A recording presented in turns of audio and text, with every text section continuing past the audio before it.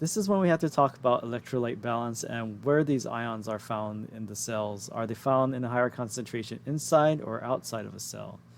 So is there a higher concentration of sodium inside of a cell or outside of a cell at rest? What about other ions like potassium, chloride, calcium? Is there a higher concentration inside, outside, equal? And how does that affect ion movement? Well, this is like, okay, so let's go to, so here's a banana and here's an ocean. And why do I show this? Well, let's go to top hat first.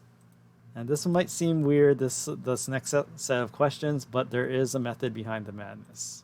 Okay, nutrition majors, here's your time to shine. Bananas are high in which of these minerals?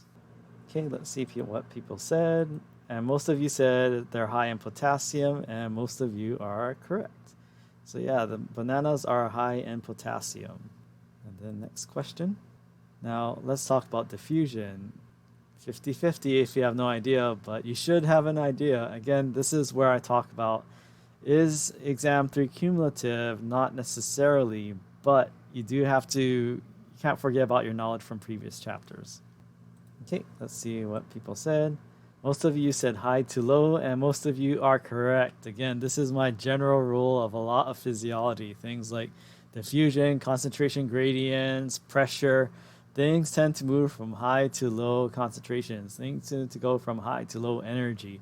This kind of applies to, there are some exceptions, but that general rule of physiology that carries you through a lot, especially next semester. And more about diffusion. True or false? Diffusion requires ATP. And the answer is false. Again, diffusion does not require ATP. If you put like food coloring dye in water, you'll see the food coloring start to diffuse and spread out. If you have like a strong room deodorizer or cologne, leave it open, that smell is going to diffuse everywhere. So diffusion does not require energy or additional energy or ATP.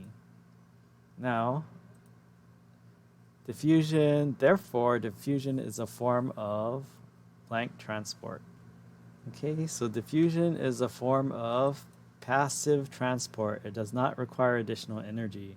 It can happen just through spontaneous energy in the system itself. And, okay, now a little wacky question. And there's no correct answer to this, but let's see what people say. When you swallow, you go swimming, well, not in the Alawai, like just say you swim anywhere in the ocean. If you accidentally swallow some seawater, how does it taste? Again, no right answer, just it's more of a survey. I think it says no correct answer too. So, all right, let's look at the responses. Salty, salt and fish, seasoned, very, very, very salty, disgusting, refreshing. Ooh, burn. Oh no, salty. Yeah. So pretty much almost everyone said salty. Speaking of salt, what is the chemical formula for table salt? And here's a hint: 4 letters. 2 elements, but the type response is 4 letters. Okay, and most of you said sodium chloride. Now, why do I bring all of this up?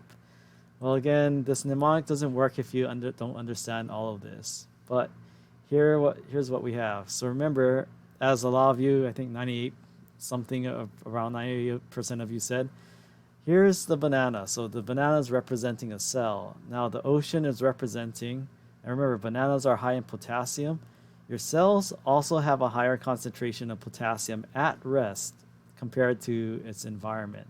So this is why making an analogy between the cell and a banana. Cells are full of potassium, so are bananas.